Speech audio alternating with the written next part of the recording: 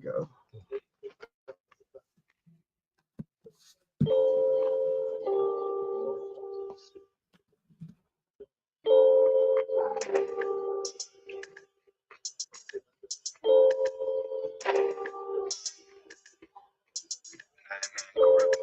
Good evening, good evening, good evening. It's Friday night. You know what that means. It's time for the number one sports podcast in the world. It's time for Sports4U. Live on YouTube. I'm John. That's Mark. Yeah. Nick Freeze is on the way. And joining the show, we waited this brother on for a long time and finally got him on. Podcaster, covers the AFC South, the host of the Torn the AFC South podcast. Our boy Mike Patton out of the Tennessee in the building. Mike, what up, man? What's going on, man? It's been a long time, but hey, it's definitely we finally got it in, man. That's glad. And another reason why I'm glad also got another dude who reps Ball Nation. Mark, let's go, man. Yeah. He a dog. He a dog, Mark. He a dog, Mike. You know what I'm saying? So I got another dude here repping Ball Nation right now. Man, salute to y'all, man. My beef not with it's not with Tennessee. It's with Florida, yeah. Yeah, let's talk about it. We live on YouTube and on X, so make sure you hit that subscribe button on YouTube, X. Follow us on Facebook, Instagram, TikTok, and X at Sports4U Podcast. Of course, follow me at John Watson 0984 on X, Instagram, and TikTok. Follow Mark on Instagram, Mark1 on X. Y'all can follow Mike on Twitter at MikePatton82 or on Instagram at the _general MP. So we got lots to talk about, and let's just go ahead and dive right in. Mike's gonna be here to talk. We're gonna talk some AFC South. We're gonna talk NBA playoffs. But let's start off with the breaking news of the day that I think a lot of us kind of expected, but we wasn't sure about it actually happening. But it became official today, and that is we officially say farewell to a coaching legend, arguably on the Mount Rush. Clearly, a man that's on the Mount Rushmore of basketball coaches.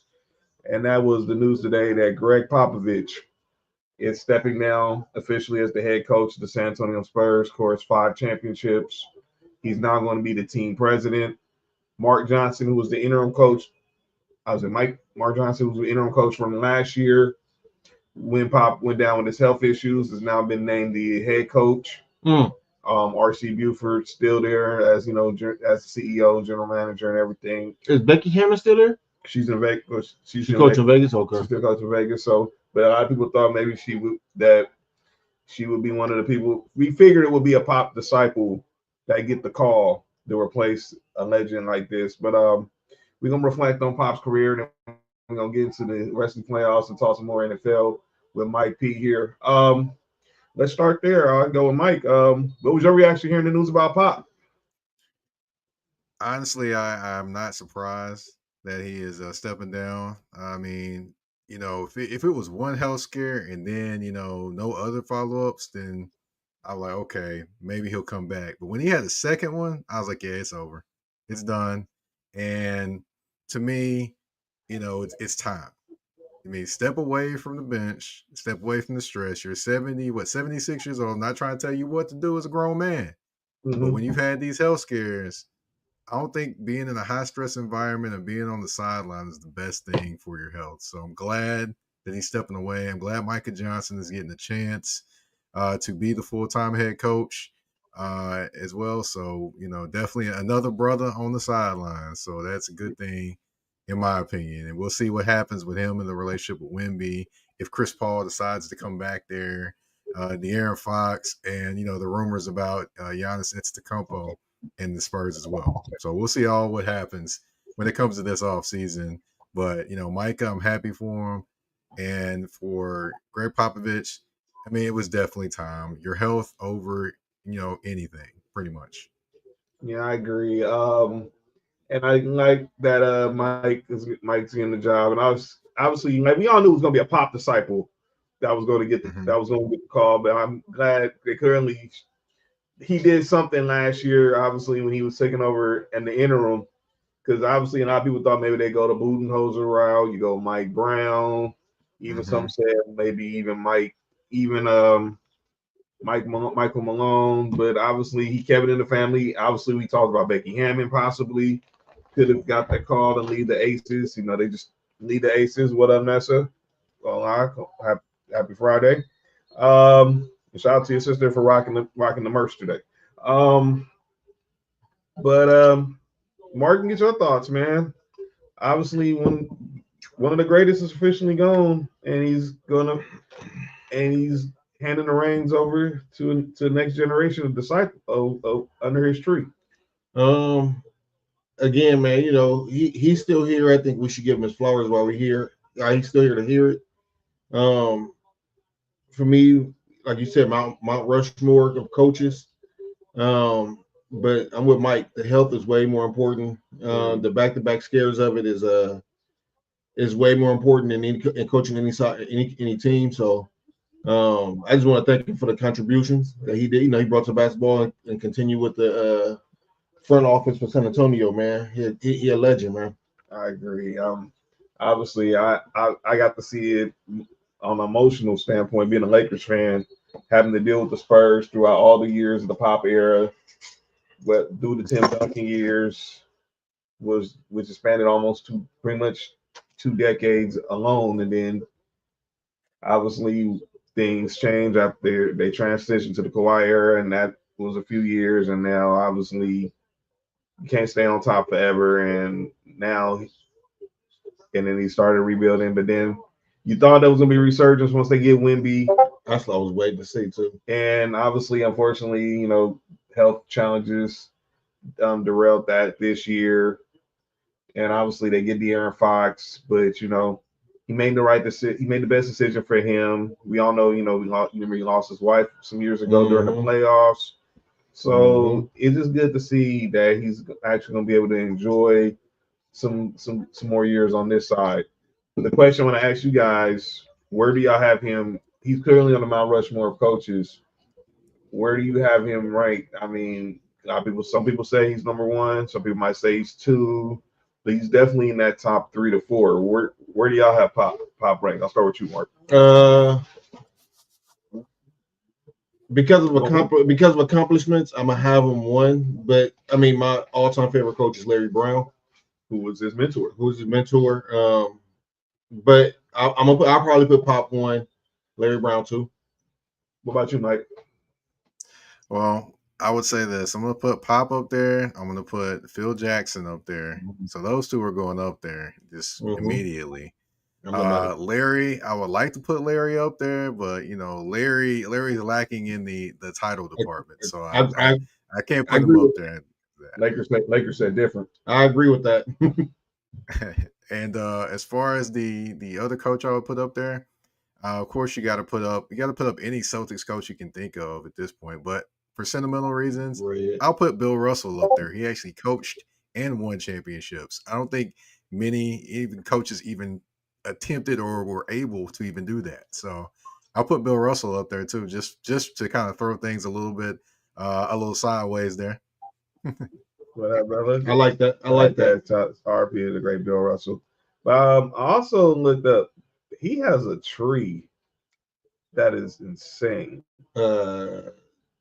Popovich. His tree is insane. I'm reading here on my phone. I got it here. But the Popovich tree, obviously, I talked about guys like Budenholzer, Mike Brown, Ime Udoka, Editor Messina. He has his whole tree is just insane of coaches, and you think it expands to the women's game with Becky Hammon. He's got one more that he's got one more. As I'm reading it, I'm actually gonna get on the screen in a second. Oh, okay. Cool.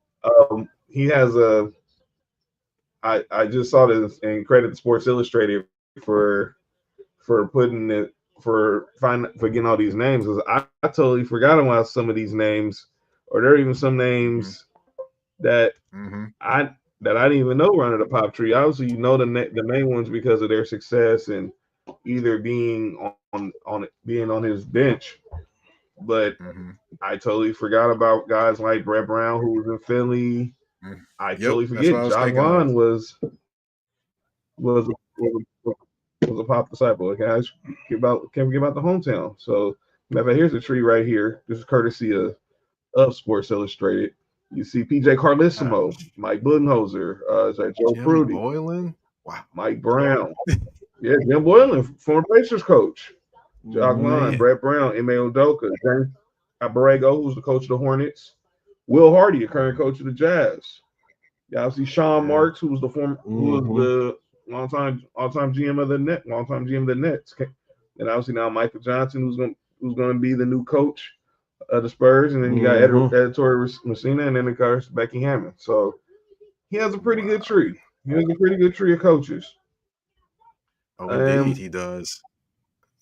Yeah. So we want to, we're gonna celebrate him. Pop did release a statement. We want to read that, and then we'll get on to our next topic as we're talking while we're here. So here was Pop's statement about on him stepping down, and it goes like this. While my love and passion for the game remain, I decided it's time to step away as head coach. I'm forever grateful to the wonderful players, coaches, staff, and fans who allow me to serve them as the Spurs head coach. And I'm excited for the opportunity to continue to support the organization, community, and city that are so meaningful to me. So that was Pop's words this from today. Oh, shut up, Fat. Minnesota said now the playoffs start. Oh, shut up. Y'all just worry about winning game 7 tomorrow. Y'all just worry about that. Y'all worry about Dick, worry about the Nuggets. Worry about what? Worry about the Nuggets. Oh. Joe, you good? I know it's Friday, but you good? Yeah. All right. Let's see.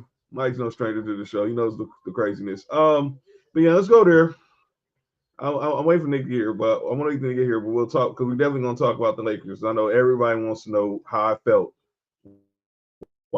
watching what happened on Wednesday night. But while Mike is here, let's talk a little about where he cuts his bread, and that is covering the AFC South. So, Mike, I'm gonna start with this. The Titans, we knew going into the draft, have the number 1 pick. From what you knew, was there any doubt that it was going to be Cam Ward?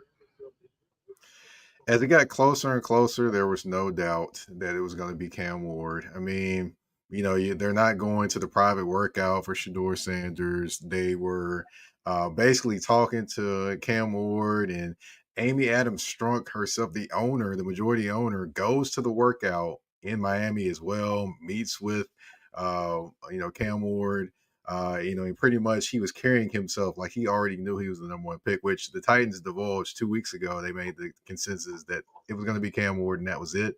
But, more than likely made that decision sooner. But, there was no doubt that it would be either Cam Ward or they were going to trade the pick.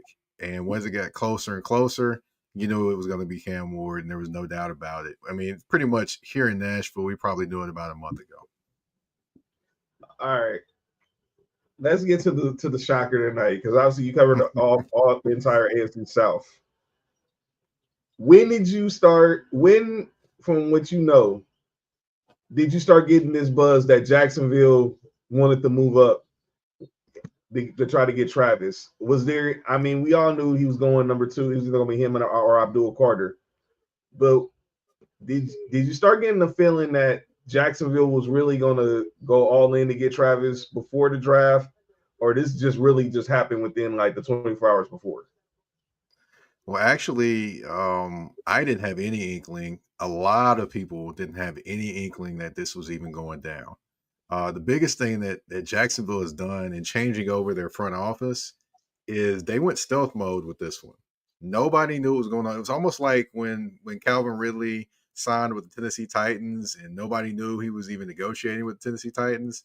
It's kind of in that mode of how this happened. Mm-hmm. They were discussing this with the Cleveland Browns, and it was just them in Cleveland, and they were doing it basically, nobody letting anything out, airtight with any information or anything. Mm-hmm. And essentially it went down the day of the draft, but it had been worked on a few days prior, apparently, and they had been talking to them a few days prior, maybe even a week prior on that one, which I found it very amazing that none of this information even got out, which that shocked me the most about this entire thing because I totally did not see Jacksonville moving up to number 2.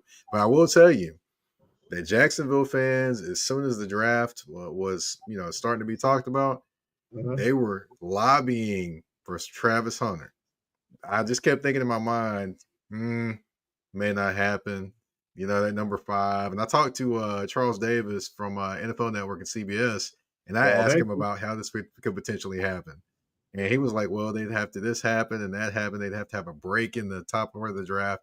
I don't think in his wildest dreams he thought this trade was coming either. So, definitely kudos to the Jacksonville Jaguars front office for, going stealth mode and keeping this so close to the vest that no one knew this was coming and the reverberation and shockwaves that it sent when it happened. Absolutely. So let's talk about the two, and then we'll get back to this. We'll get to the other two teams, but let's talk about these top 2 picks. You had an interesting. I remember you talked recently about Travis' impact. I want to, before I get there, out of him and Cam, who do you think will have the bigger impact for helping their team succeed? Maybe not playoff, but just you see the growth based off their production. I'll say this, and I know people are going to look at me like, are you crazy? But I'm going to say Cam Ward. Okay. This is why I'm going to say Cam Ward, because Cam Ward is the quarterback. He's going to touch the ball on every single play offensively. He's going to be able to call protections. He's going to throw the passes. He's going to check to the runs or the throws. He's doing all those things. Travis Hunter, as special a talent as he is, he's not going to get the ball every play. He's also not going to play. He's going to play pretty much every play in terms, or try to, on offense and defense. But the way it's being described right now is he's going to start off as a wide receiver and then have package as a cornerback, which is kind of totally opposite of what you usually would think of with a wide receiver DB combination. So in terms of that aspect, I would say he's going to have an impact. Of course, Travis Hunter is, but I would say Cam Ward would too, because if you look at the Titans and you look at their games last year, the first couple games, they could have won those games if they had better quarterback play down the stretch. You had Will Levis throwing the interception, and then you also had where he basically runs and tries to throw the ball over to a running back, and Tony Pollard that's not even suspecting it as well. And you can go that way for more than a few games. If they have those wins, their record is not what it is. They probably have about 5 or 6 more wins. So I think with Cam and just the leader and the maturity that he holds, and in observing him and speaking to him, I think he makes that much of a difference for the Tennessee Titans, especially their offense. Our boy Paco, who's a Browns fan, says this: Browns won that trade, in my opinion, perhaps, but who knows? Time will tell. Hunter's a beast and can be that guy for what Jacksonville gave up to my Browns. We shall see, but I love the trade, just saying. And I think he's talking about an aspect that the Jacksonville Jaguars gave up a 1 next year. Was it too rich for Travis to give up a 1 going forward? I mean, they gave up a 1 and they gave up a 2 in this draft as well. So they gave up a good bit of pieces to get Travis Hunter for a team that, still in some aspects, they may end up being a donut defensively. Now, let me describe what a donut is so everyone knows. You know how a donut is nice and solid on the outside, but there's nothing in the middle. Jacksonville has always been known to be run against in the middle, and they needed some interior defensive linemen. This draft, they were projected to pick Mason Graham. They didn't get that, but they still have a veteran in Eric Armstead, and also a second-year guy from LSU in Mason Smith that they really, really like. So if those two guys step up, then of course you go past any of that stuff that they needed, and they knew what they were doing. But definitely was a risky trade, but you also, there is a reward, which is a potential generational talent that is Travis Hunter that can play both ways, be an impactful wide receiver and also be an impactful cornerback. Now, I will say, if he's defensively, if he focuses defensively and would actually focus on the skills, because I would say this, and I talked to Cecil Shorts about this, former NFL wide receiver. He said he has the ability to be a Justin Jefferson like wide receiver. But he said if he actually was to focus defensively, because he gets lazy on some plays in terms of his technique. If he was to focus defensively, he could be an incredible corner as well.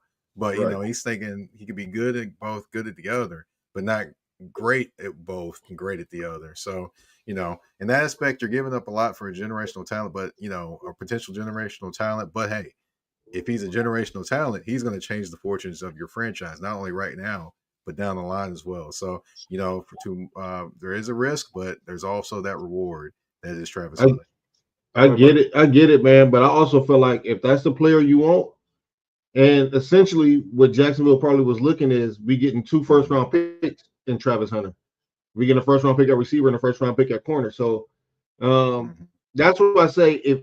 If he even hits the mid-level of both, you're getting 2 first-round picks. You know what I'm saying? So to Jacksonville, that might be worth it. I'm not too high on a lot of things that's happening with Jacksonville, but if I'm Jacksonville, don't get me started either. And I see what he can do, I'm going to. And I was wondering because you put up a video on your Instagram and you asked the question and you had a discussion about it. Where do you? And I want you to go. I'm giving you the floor because you had a good question about Travis Hunter, and maybe want to give out to see what Mark thoughts about it and then what the audience think. Go ahead, Mike. Well, what I talked about is I posted on my Instagram was Travis Hunter has been a very, very talented wide receiver and a very, very talented cornerback so far, through his career all the way through college. But I wondered, what he needs to do with the majority of his time and how much he's going to split his time. To me, I honestly think he should be a corner and then go to play wide receiver. But obviously, Liam Cohen and Jacksonville think otherwise, and they're going to go wide receiver to corner, which I think is backwards to me. Because, to me, you can't go in and be a spot corner. It's spot. Nah, you just can't. I played defensive back. I played safety. You can't just run in the game and just do. It's almost like you coming in cold off the bench and trying to figure out the flow of the game. Offensively, I would say you probably can do that a little bit more at a wide receiver because you're actually running at somebody as opposed to covering somebody. But he's an exceptional talent. But to me, I would spend more time playing corner and refine those skills and then jump in at wide receiver, maybe be a slot guy. But either way it goes, I think eventually he's going to pick one and be dominant at one eventually. I hope for the young man that he's able to, of course, transcend anything that has been talked about in sports in terms of being able to play both ways at the NFL level. And I wish him well at that. But I think ultimately he's going to have to pick one to be his dominant one and the other one not be able to play quite as much. And I think that should be defense and then go to offense. But financial wise, I would say play wide receiver and be a corner because you're going to get paid more as a wide receiver than you will as a cornerback. Go ahead, Mark. I agree. I agree with Mike said. I think naturally he's a corner. I think he's really good I think he's really great at receiver. We see him be really great. But I think what Mike said is when you're on defense, it's a bunch of schemes, different things you have to learn, you have to pick up, and you have to go out there and play. Whereas for as a receiver, all you gotta do is we're running and we, you know what I'm saying? We can make it run, we can make it work like that. I think that maybe what Jacksonville is just saying that he could put him at receiver, but they go start him at corner and then just build some receiving packages for him.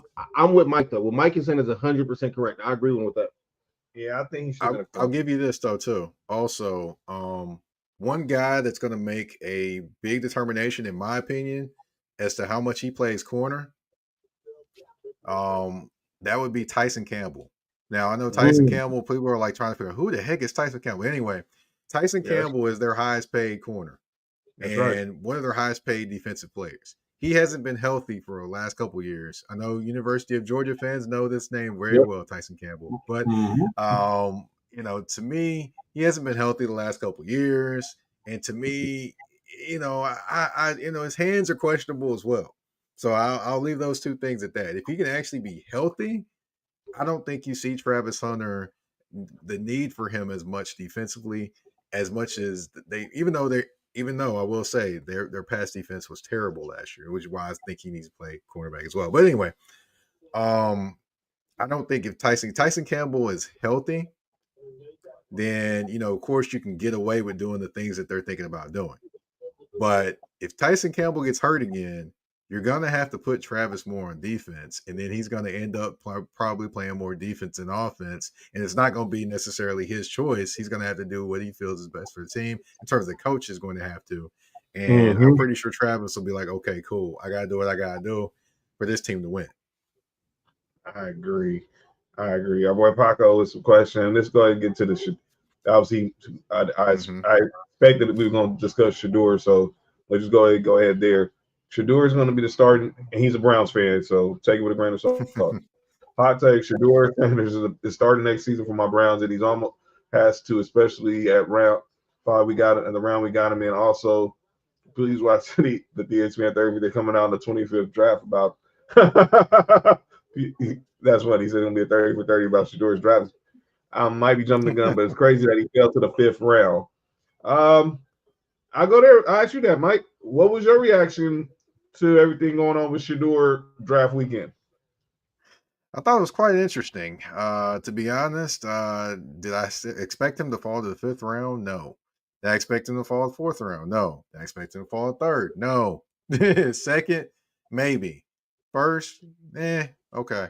But I honestly was very surprised that he fell as far, and then for him to get drafted by the Cleveland Browns and the reception that they looked like they wanted to give him, that just did not look very good. However, I will tell you that Kevin Stefanski, I believe, is or Andrew Berry, one of those two, is very cool with Deion or with Deion or either Shedeur, one of the two, and then also the owner of the Cleveland Browns and Deion know each other. So another key point in there. So in my opinion, I think it was an owner decision why he ended up in Cleveland. I think because so too. If they drafted, they drafted Dylan Gabriel from Oregon, which there's no way he's better than Shedeur to me. You also, if you look at Tyler Show, the guy from Louisville, that guy threw a ground ball at the NFL draft combine. I don't know if y'all saw that, but I'm like, he's thinking to the left and he throws a ground ball. So I'm like, Now, Shedeur does not have incredibly special attributes. Like Cam Ward has a special arm and things like that, and it has a different style build than Shedeur. But what Shedeur has is he has anticipation. He can run an offense. He has the same thing Cam has, which he's been able to adapt in many different offenses over his entire career as well. So that's not far out of the realm of. I say all that to say it's not far out of the realm that Shedeur could actually start for the Cleveland Browns, because you have Joe Flacco, who right now is a journeyman backup quarterback, in my opinion. You have, you have Kenny Pickett, who already is not playing, was backup for the Philadelphia Eagles after he was ran out of Pittsburgh. You have Dylan Gabriel, which, I don't think he's better than Shedeur. And then you have Deshaun Watson, who actually is not probably going to play this year because he retore his Achilles trying to recover from the first one. So in that instance, if you look at all those different things, I'd say it's potential that Shedeur could actually start at some point this season for the Cleveland Browns, and it could potentially be successful, provided Jared Jeudy plays like he did last year, Cedric Tillman steps up and plays like the big man that he is, as opposed to being, getting, hurt a lot and not being on the field. So we'll see what happens. And then of course Okojobi, you got to mention him, Okobi, or I can't remember. I mispronounced his name anyway. But anyway, the tight end for the Browns. Oh, Njoku. Oh, thank you, man, because I was butchering that name right. The funny thing is, I can say the name for the guy that got drafted by the Titans, but I can't say the guy's name for the Browns. Crazy thing. Right. Well, we welcome to the show now the one and only Nick Freeze. Nick Freeze, what up?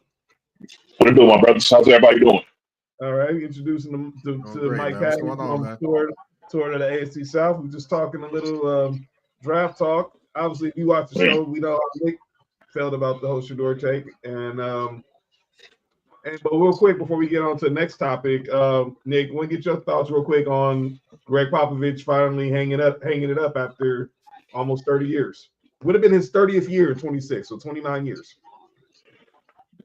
I hate he couldn't finish, couldn't get to 30, but Pop's a legend. You can possibly say you can't count on more than one hand how many coaches are better than him all time. You can have your opinions on who is that. I'm not mad at it. Some people say Phil Jackson. Some people say the racist dude from the Celtics back in the day. Auerbach. Yeah, man. They'll say him. Some people will say. Some people bring up Pat Riley. Some people bring up Larry Brown. There's a lot of names, but his name is forever sketched into that off the simple fact of there are other guys that may have had more success than him, but nobody had the success he had for as long as he did, and was able to adjust through the different eras of basketball and still was able to be successful and win. And who knows how the rest of his coaching career would have been if they would have if the Kawhi Leonard situation wouldn't happen. Who knows what happened? He would have had even more winning games. So people forget. I think they had won the most games in Spurs history that year they played against the Warriors. Of course, then the Warriors had won the 73 games that year. Nobody remembers it, but that was the most wins that Coach Pop had as a coach in his Spurs history in 1 year. And that Kawhi Leonard injury really put a damper on it. But his career is top notch. 5 championships. He didn't had two Hall of Famers and made 2 more. So, and had numerous other great players over there. So shout out to Pop, man. I wish he could have went his own way of leaving instead of, having the medical way, but it is what it is. All prayers to him. At least he's still gonna be able to. He's basically gonna go back to the job he had before he had the head coaching job. He was GM. People forget that. Yeah. People forget he was before he became a head coach. He was the GM, and he ended up becoming the head coach. Shout out to you, boss lady. Ends up being the head coach. Yo, you good? I see just visiting. Yo, you good? Mm-hmm. All right.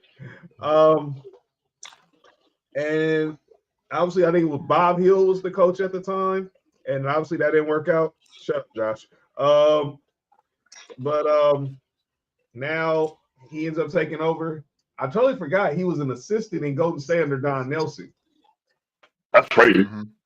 So then he went and joined the Spurs, and obviously from then on, he made history. So congratulations to him. Let's go ahead and talk some more on the NBA playoff side. We had a few exits. I know everybody wants to hear our take on the Lakers, but we'll get there. Trust me, I have a lot to say. But let's get all the simple stuff out the way. The Milwaukee Bucks, season over. Okay. Shut up, Josh. And look at this is how their offseason is looking. Yikes. And obviously all eyes will be on Giannis. So Pat Connaughton has a player option. Bobby Porter has a player option. Kevin Porter has a player option. Taurean Prince, bye. Gary Trent Jr. is unrestricted. Brook Lopez is unrestricted. Jericho Sims is unrestricted. They got the non-taxpayer, or they got 14.1 in that. They can give them one person or probably divided within 2 or 3. Got the biannual one at 5.1. They got a couple of trade exceptions, only second-round picks and a vet minimum. But all eyes is going to be on what happens with Giannis. We're not expecting Damian Lillard's done. He's done. Yeah, Brook Lopez, yes. Jericho Sims, yeah. Former Nick, Jericho Sims. But all eyes is going to be on Giannis. Now, Mike, on Tuesday's show, Mark and Nick brought up the possibility of him in Houston. And Brian Windhorst pretty much confirmed that today. That's real. Houston will be one of the teams involved. But I was the first one to say San Antonio. And they are. But I want to throw out a wild card. Golden State? Nope. Oh. But you're in the West. Who ain't playing right now? Who's just sitting home watching this game right now? Phoenix?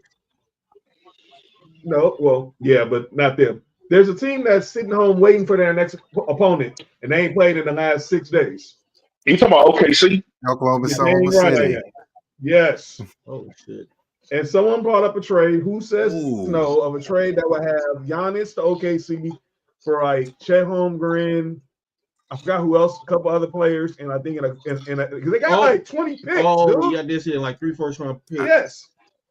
I would say I don't think they would go for that. I don't think OKC would go for that. I really don't think they would. I think they would try to load up in all those 20,000 picks they have and try to keep Chet with that group. Because if that's the case, then you put Chet at the 3, or you could put you put Giannis at the 3. You got Chet at the 4 and Hartenstein at the 5. Man, that's a nasty lineup. That is a nasty lineup. Yeah. Yeah, that might be crazy. I ain't gonna lie to you. Teams are gonna make it close. I think it's 3. Damn. Giannis and OKC. Damn. If that happened, this is still the Clippers' fault. It is. Yep, it is. And our resident Clippers fan will tell you he feels the same way. Is that right, Nick Freeze? It is what it is at this point. Nah, it's Paul George's fault. Actually, that's whose fault it originally is. It's Paul George's fault. No, it's Kawhi's fault. Actually, it's Kawhi's fault. Well, Kawhi too. Yeah, but hey, Paul George had to agree to it as well. They wanted to go. Yeah, they want the Lakers to get Kawhi. So yeah, that's when OKC loses next round, he'll be off to OKC. That's what Trump said. Everything's Giannis will be OKC. So let's just all make a early prediction right now, because I think we know Dame won't be playing next year, and I don't expect Giannis to be in the Bucks uniform in training camp. I'll start with you, Mark. San Antonio. You say San Antonio? Mm-hmm. Nick, where do you think Giannis is by training camp next in September? On Tuesday, I said the Rockets, but I'm leaning towards San Antonio as well. You got Victor Wembanyama is the guy that the NBA wants to be the next face. And what's the best way to do that? To have a former face of the NBA and Giannis, I think Giannis is still under 30. So, you could have, so it helps with the international aspect as well. And, it makes the Spurs good. Helps Victor Wembanyama go to the playoffs, which is what everybody wants to see. And they actually have more picks than OKC does. They got like 32, in a very small amount of time. Huh. So I'll give up like 15 to get Giannis up over there, and whoever the hell else you want that's not named Victor Wembanyama. Hey, if Mikal Bridges can get you 5 picks from the Knicks, Giannis is worth double that. And you can have Stephon Castle. Yes, I was gonna. No. I would keep Stephon Castle. You actually have a guy you can actually match up salary wise on that team that got a max deal. Why can I not remember his name? Harrison Barnes. No, not De'Aaron Fox. There's another guard for that team. Harrison Barnes. Harrison Barnes is a big contract. It's not Harrison Barnes. It's somebody else. I cannot remember his name. Baby Rodman. Is it Shohan? The young guy, the young kid. Is it Shohan? Oh, yeah. No, that's Shohan. Or is it Keldon Johnson? Keldon Johnson.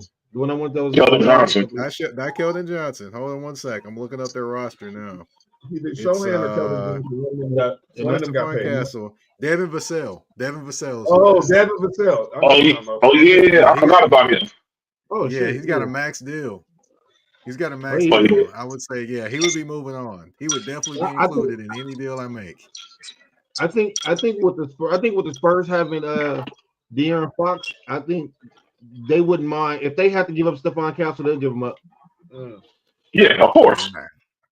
I still would say if they can get rid of Devin Castle and Devin Vassell, and that max contract and keep Devin Castle. I mean, keep Castle that's on a rookie deal. Yeah, I would make that deal and go from there because honestly, that frees up more cap space if you let Vassell go. He would have to be included to help with the money for sure. I didn't even think about that. Let's talk about another team who was eliminated in the East. That was the Orlando Magic. They lost, of course, to the Boston Celtics in 5 games. Look at that salary. Their offseason, they can't really do a lot financially because they're already in the second apron. But look, they got a team option on Gary Harris, team option on Caleb Houston, team option on Corey Joseph, a team option on Mo Wagner. Obviously, they got KCP. They signed KCP to that big deal. The job is trying to put somebody else around Paolo Banchero and Franz Wagner. Obviously, you like Jalen Suggs, but I don't know. Maybe do they try to see if they can move off the KCP contract? I got one for you. What's up? I think Wendell Carter Jr. gets traded this offseason. Look at his contract and look at the defensively what he can do. I think some team is going to venture out there and be like, hey, well, maybe he can help us, even though I know as a Bulls fan that he can't really help you. But some team will be tricked into thinking he can help you and go ahead and take him off of the Magic's hands. Well, I know he can't help with the Dukes. With the Dukes, so that also says another thing. All right. I don't think this. I don't think that is going to happen. I don't think they're going to get rid of him because he's a big part of what they do on the defensive side. Now, I think they trade him if they think that what's his name, Biavisa, if he makes a big step next year, which he made a big step this year when Wendell Carter was hurt, so he got hurt as well. You know, he's a guy that gets them a lot of rebounds and he can defend around the rim as well. But if they feel like he took a big enough jump to be like, we're going to let Wendell Carter go, and they get somebody else at the backup center, I can understand that. But when Wendell Carter came back from that injury, it was like they defense skyrocketed so much. And they still got Jonathan Isaac over there, who's still underappreciated perimeter defender and elite perimeter defender at that. So their team is built off of defense. I think they're just young. Give this team like one more year, then we'll see who needs to get out of there. I'll tell you this though. If they can trade Wendell Carter and bring in some shooting, then they'll do it in a heartbeat. They'll do it in a heartbeat. I'm looking at Wendell Carter's contract now. He's owed 10.8 next year, 18 and 27, 19 and a half and 28, and then he has a team option for 21 and 29. So he's getting traded next year if they decide to trade him because he's still cheap. So that $10 million is not too bad. So that's what it's looking like right there. Another team who was eliminated last night, that was the Detroit Pistons. And I'm saying this, that team showed up. And by the way, congratulations to Dyson Daniels winning Most Improved Player. As he should. And not Cade Cunningham. We had a huge discussion about this, Mike, that there's no way you're supposed to give the Most Improved Player to a guy that was a former number 1 pick. This was started. JJ Redick had this conversation because it was circling around about Austin Reeves, but we'll talk about him in a minute. This is the Pistons outlook. They got $28 million in cap space. Obviously, Malik Beasley, Tim Hardaway Jr. are some of their notable free agents. They got the room exception at 8.8, about second. They got second round picks. They got some vet minimum. And this 28 doesn't include. They got money. This doesn't include the holds on Malik Beasley, Tim Hardaway, and Jr. and Dennis Schroeder. So they renounced them. They'll probably free up some more money to try to a lot of money. See if they can add some more help with us, sister. And around Cade Cunningham and Jay Ivey and Asur Thompson. Obviously, Jalen Duren had a good year, but Duren is good. He's very good. He's very good. But I was very impressed with much as I hate the Pistons for everything for the misery they gave the Lakers in two separate finals. Usually a free agent. Yeah. He learned how to shoot threes again. I'm not going to even talk about how niggas get Lakers uniforms. They forget how to play. I mean, I saw it last year when he was in, but that's a whole other conversation. But that's, I'm gonna say shout out to them. They had a good year. But y'all cool with Dyson Daniels as most improved player? Yeah, I am. I'm definitely cool. And I definitely subscribe to the fact that a number one draft pick, to me, should never be getting most improved player. He's supposed to get better. Thank you. He's supposed to. And not only do I think Dyson Daniels should have won most improved, I think he should have won defensive player of the year too. Well, they haven't announced it yet. There you go. Bingo. So I think he should have. He is going to win it. I think they're going to announce that next week. I think they're going to announce that probably the beginning of next week. The only reason I think they don't give it to him is because the Atlanta Hawks were bad in terms of a team. That's the only thing I can think of, a reason why they would not give it to him. But he's very good defensively. Oh, definitely is. I know some Pelican fans that are not very happy that they're like, man, that he would start playing well like this when he leaves our team. Yeah. And he had to step up after what's his name got hurt. What's the other dude that's on Atlanta that got hurt? Was it Jalen Johnson? Oh, yeah, Jalen Johnson. He's their second best player. He's very good. So he had to step his game up as far as scoring and everything else and other playmaking after he got hurt, and he did it very well and still was able to be an elite defender. Nick, don't say that too loud that he's very good, because John ain't gonna like that because he's a dookie. So don't say that too loud, man. Man, you gotta know, man. Look, I only have respect for a few of those dudes who went to other school in North Carolina, but I mean, he's a good player, though. He's a good player, and obviously, my question is what's going to happen with Trae Young, because I think they want to really give him the franchise. But that's really my question. What happens in Atlanta? Where's Trae Young? Where will Trae Young be spending his fall or winter? Are they thinking about trading him? Trae Young? Mm-hmm. They better not. Anything? There's been rumors.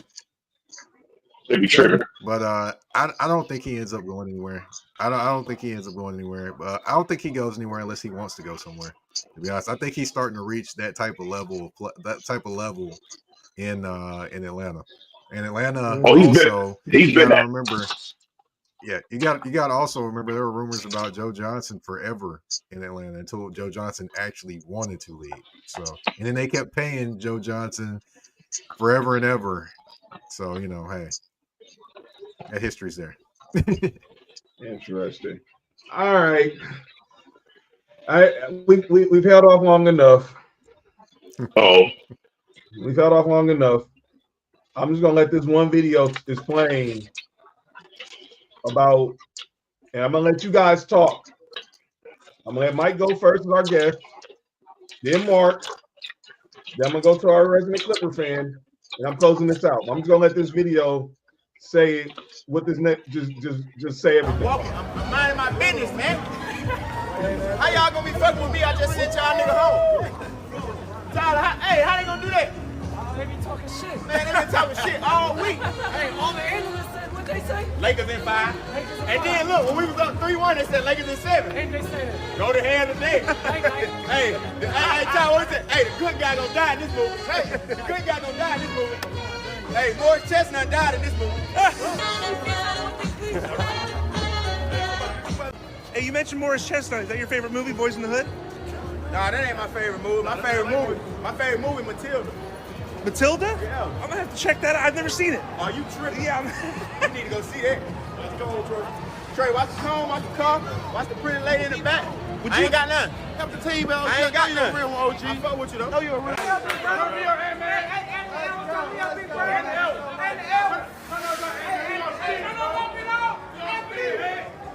Yep.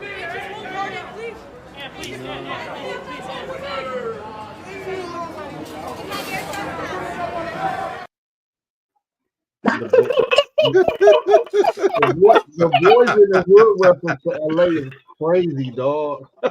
Hey, look, I'm gonna talk with this my turn. All right, man, that was hilarious. Let Man. me be That clear was hilarious. before Mike goes. Before Mike goes, he did say Matilda was his favorite movie, and there is proof. Now it might be capped because look who he's talking to, but he said Matilda was his favorite movie as a rookie. Movie? Matilda. Matilda. You have to explain why your favorite movie is Matilda. I feel like women are powerful. So Matilda, I mean, she's a very powerful little girl at such a young age, and I just like to see things like that. So when I first seen it, I was like, yeah, this is the best movie of all time. The best movie of all time. I love that answer. I know. Stop this video, man. Stop that. Man, we gotta stop letting these bad women interview these players. They get up there and lie in her face. Man, every time Taylor Rooks interviews somebody, something interesting is said by the person that she is interviewing. Every time. What I say? He said that too, Mike. He said that all the time. Oh my goodness. Yeah. When I saw who was interviewing him, I was like, oh yeah, here we go. That's what I started saying. Yep. All right, Mike. All right, Mike. Give me your thoughts, man. I'm gonna go last as the Lakers fan. I want to try to gather my thoughts. Well, what happened? I would say this. I did not expect the Lakers to lose this series to start it off. I will say that. However, what Minnesota did, they played together as a team and up to their talent and ability. That is why they won this series. You have Julius Randle, you had Rudy Gobert dunking on people and getting offensive rebounds. I mean, honestly, was that Wilt Chamberlain or Rudy Gobert out there last night? I'm joking, honestly, but I don't know. The Lakers made him look that way last night. The Lakers made him look that way because they took Jackson Hayes out of the starting lineup, which I get it. But you still can't go out there with 5 small forwards and think that's going to be okay. As far as this series, I mean, the Timberwolves and their depth just wore on the Lakers. The Lakers, especially when they went 5-man basketball for the whole entire second half. I knew when that game happened that this series was over. There was no way they were going to win the next game. It was a wrap at that point. The Lakers defensively, they have some pieces, but my God, they need a big man. They need a big man. They need a big man. They need a big man. Honestly, the player I love the most on the Lakers doesn't even get a lot of playing time. And the only reason I like him a lot is because he's gonna give you everything he's got while he's on the court. And that's Jared Vanderbilt. He's my favorite player on the Lakers team. By far. I understand it at all. Because I just what's that? I'm supposed to shut up because I gotta say my thoughts to everything y'all say. I like Jared Vanderbilt defensively because he's going to give you whatever he's got, and the energy level is going to go up on the court every time he steps on the court. But to me, they're missing a few. They're missing mainly a big man, and I think Finney Smith, his place was coming in off the bench, being your 3-and-D guy, not necessarily a guy that's trying to play a power forward or center with LeBron James. So, they need to go to get a big man. They need to go. They need a lot, to be honest. They need a lot, not a lot, but just a little bit more to actually accentuate what they currently have, which is Rui might need to go. They need another center. Jackson Hayes ain't it. And that Knicks trade with the Hornets really came back to haunt them. Because Dalton Kennett didn't even step a foot on the court. Not a foot, unless it was a timeout. So, it just, to me, a missed opportunity for the Lakers, and the Timberwolves came out there and they took it home. And they did what they needed to do pretty much the entire time. When it's winning time, Julius Randle, Anthony Edwards, and whoever else out there was playing in a Timberwolves uniform stepped up, and the Lakers, in fact, did not. And Luka, I will say this: the honeymoon period is over, my guy. I think you save need to that get thought. his We got more to talk about Luka. Hold the Luka take. Go ahead, Mark. Okay. Watching this series, the Lakers lack athleticism. No kidding. If you're gonna have a 75-year-old LeBron out there and a 26-year-old Luka who looks like LeBron, who looks like a 75-year-old LeBron. Sorry, Jay Williams this morning said the same thing. For real. He did. He said Luka looked 40 and LeBron looked 26. If you're gonna have them play out there, you need athletic wings, man. You don't need a point guard. You got two people who can play point guard, and Luka and LeBron. You need athletic wings, dog. You see when outside of Anthony Edwards and outside of Julius Randle, dog, you see they can throw Naz Reid out there, who's athletic and can do everything on the court. They throw Jaden Daniels out there, who's athletic and can do everything on the court. I forget his name, but Shea cousin. Nicole Walker-Alexander. Nicole Alexander. Nicole Alexander-Walker. You can throw him out there. I'm gonna call him like Monty Jones said. That's no, right there. That's no, man. You can throw him out there in athletic. They're not the best of players, but they match up well against non-athletic players. And that's what the Lakers had on the floor at all times. Is a bunch of non-athletic players no more. Like LeBron is the most athletic player on your team at 42. That don't make no sense. No. Lakers defense looked terrible. Like LeBron being the best defender on the team in the playoffs at 42. That's a bad sign. I like Jared Vanderbilt. I'm with Mike. I like Jared Vanderbilt. I like the energy he brings. They need a big. They need a big, man. That's all I can say. Fat sound crazy. Yeah, Fat's just hating. LeBron old when he didn't do shit. Never mind. Man, stop. Go ahead, Nick. Go ahead, Nick. These Jordan niggas, it's crazy. Of course they are. Go ahead, Nick. This is what I saw from this series. You know, this is Anthony Edwards showing the world that hey, I'm here too. Y'all want to talk about guys that's, you know, I may not want to be the face of the league, but I have no choice because my game shows otherwise. Like the way I play is too gravitating and it's too nostalgic, and people are automatically going to want to watch him play. He didn't have a good game last game, but you wouldn't know about the way it was going. So that was for him. As much as oh man, if you was in the if you was in the if you was in the damn what you call it, in our group chat, you will see me talk shit about Rudy Gobert every single game. Mm-hmm. Almost every single game. Because when I tell you, I'm sitting in the chat, Rudy Gobert is trash. I'm seeing people go past him. He's not doing it. And I'm sitting there every single time. That last game, I didn't send a single message. You didn't. I couldn't, because this dude was out there, like you said, looking like prime Will Chamberlain out there. The Lakers' problem is that people. This is something that I need somebody else to say, but I'm not to say it because if I say it, it's gonna sound like me hating. But let's just be real. If the Clippers would have been healthy last year, he probably would have got the first round again. Luka has only gotten out of the first round one time throughout his NBA career. If you go back and look at it, in his playoff time, he only went past the first round one time, and that was last year. And that was against the Clippers being injured. You ain't lying. I'm just at it. Shout out to Music City Bets. Mickey had Maurice. That's my guy, man. That's my guy right there, man. That's funny. Shout out to Cashville in the house, man. Shout out to Nashville in the house.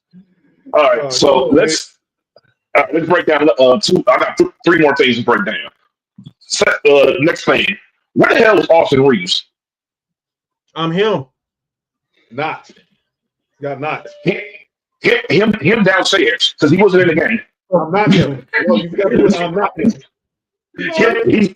He was not him this series. No, all day.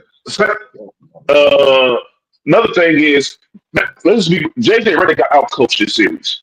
Yes, he did. Severely outcoached. Now he's a rookie coach, but at the end of the day, that's the reason why I said teams that are like win now teams shouldn't have rookie coaches because you go through stuff that you're going through right now. You know, maybe if you had a better coach, the series would have been ran a little bit differently. Do the Lakers still win? I don't know. I think that the length and athleticism from the Timberwolves and the youth was just too much for the Lakers at the end of the day. The Lakers need a rim protector, an athletic rim protector, and they need a young, athletic perimeter defender that can give you some buckets every once in a while. Oh, shit, they did have that. They sent to fucking Dallas. All right, y'all go ahead. All right. Y'all just ask me where do y'all want me to start? Because I can go with y'all. Just give me a topic and I'll just go. John, this is your world. This is your team. I know. You go wherever you want to start it. All right. Hey, get your shit off, dog. Okay. In fact, get me out of here with the conspiracy theories, dog. Adam Silver, my nuts. Stop it, fat. Y'all worry about Game 7. Worry about Game 7 with the Clippers and Nuggets tomorrow. So get out of here. I don't want to hear this crap about Nico Harrison. Nico Harrison should be smiling right now. Well, Number one, you still traded Luka Doncic for Anthony Davis, and clearly, and I'm gonna say this again, as one of the biggest Anthony Davis defenders, he proved me wrong. He proved me wrong. He proved me right. He proved me wrong, and he proved Nick Freeze right. You know why? Luka's homecoming. All I'm gonna say is 45 and 16. What were those numbers, Nick Freeze? 13 and 11.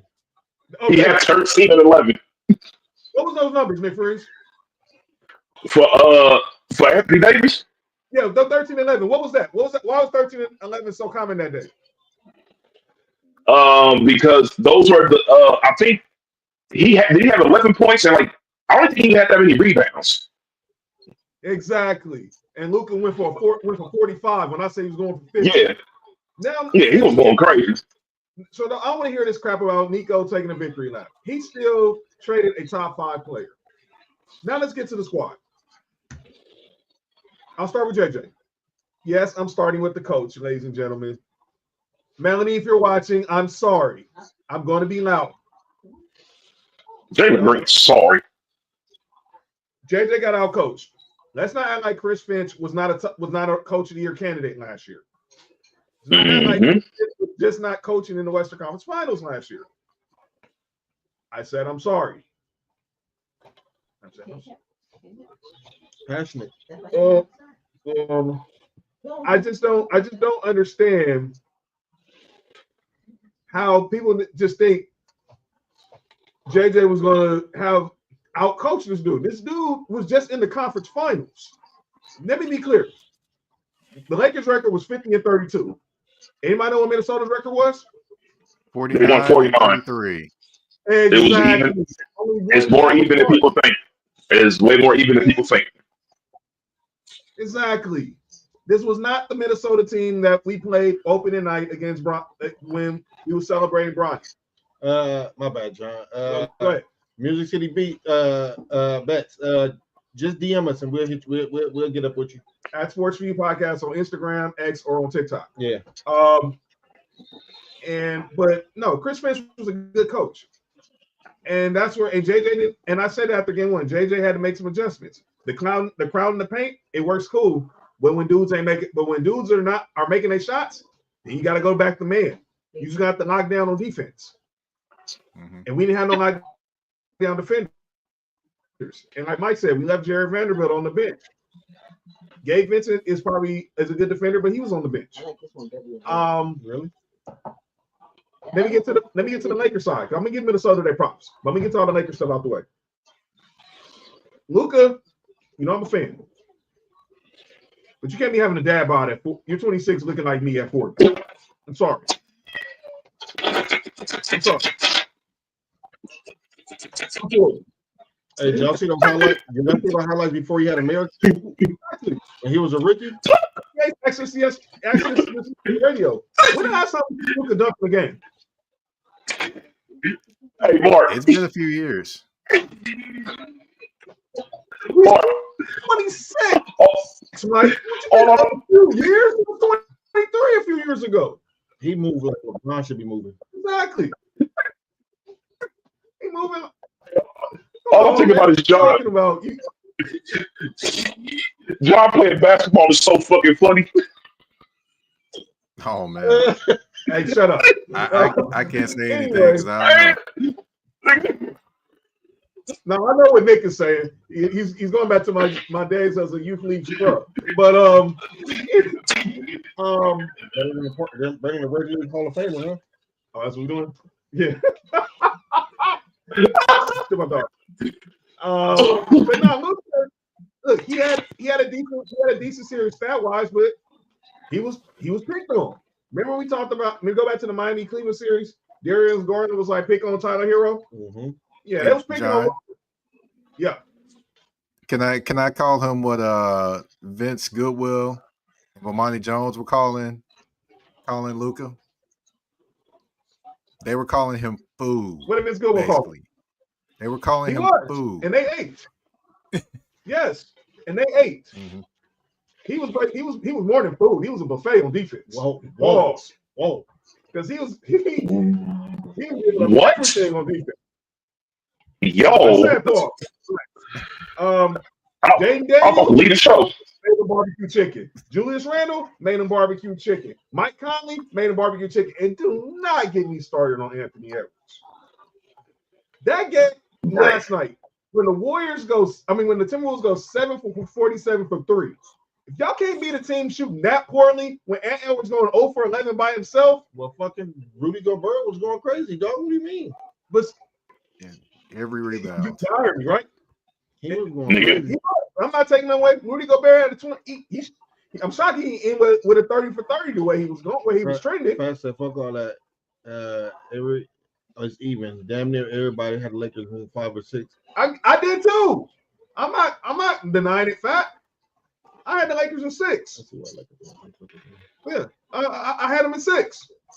But boy, Anthony Edwards said not today. Anthony Edwards said he took out KD last year. He took out Jokic this year, and he got his revenge retaliation and get back on Luka. And it was at LeBron, and LeBron was collateral damage because I do have a question, John. Yes. How come when a team just might be better than the Lakers, it's always like this coach getting out coached? Because we were in denial. Minnesota is just a better team than the Lakers. They were. And it was the reason why you kept seeing that why they were always in that. It seemed like it was like neck and neck to see who was going to get the 3. Now they probably got the 3 because Ant-Man pretty much got suspended that Friday and took the last game of the season off. Now I'm not covering up for JJ Redick because he did some crazy stuff that was happening, especially game 4. And there was a lot of things that he was calling that the players just wasn't executing. Right. But that was a bad matchup. Matter of fact, and I told you, John, the Lakers had a chance to beat everybody in the West, also had a chance to lose everybody in the West. That's it. The West was that close. You look at it. I just told you, 50 wins, 49 wins. We was only 1 win. We was only 2 games out for being in the play-in tournament. We could be playing the Rockets right now. Playing the Rockets right now. Hey, Robert, I'm not just talking about this year. I'm talking about every time the Lakers lose. Yeah. Like it's the coach. It's the coach. Sometimes the team is better, and we can just say that. I think this is me personally. I think this is PTSD because we didn't get because of Phil retiring. You said it. Whether it was Mike Brown, Mike D'Antoni, Byron Scott, Luke, Frank Vogel, Darvin Ham, now JJ. That's 7 coaches since 2011. A lot of them were trash. I'll say this about JJ. JJ, I think, aspires to be a great coach, and you know he's the type of coach that don't take no breaks. And if you look at him and how he handles things, you know he's ready to just about lose it every time. And I didn't know he had this in him until he started doing media and was going in on Stephen A. and Kendrick and everybody. And I was like, Oh yeah, this guy's got a little killer instinct in him. So I can only imagine what happens when he gets this off season. I think he's going to take it like he's a player on a revenge tour in terms of getting better coaching. What up, Cody? I have a question for you. He was coaching fifth graders last year. He really was. He was. Hey, I got a question for you.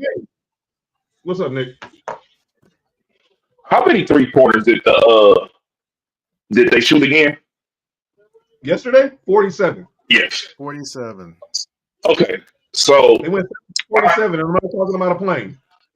Okay, so I have a little theory that I put together throughout this entire card. What if that was the game plan? What if the game plan was, yes, look, this is how it is. So once they figured out that y'all weren't going to start Jackson Hayes, they were like, look, we're going to throw up every single 3-pointer. And look, and if we make it, that's cool. Right. If not, who is going to stop Rudy Gobert from getting these boards? And guess what happened?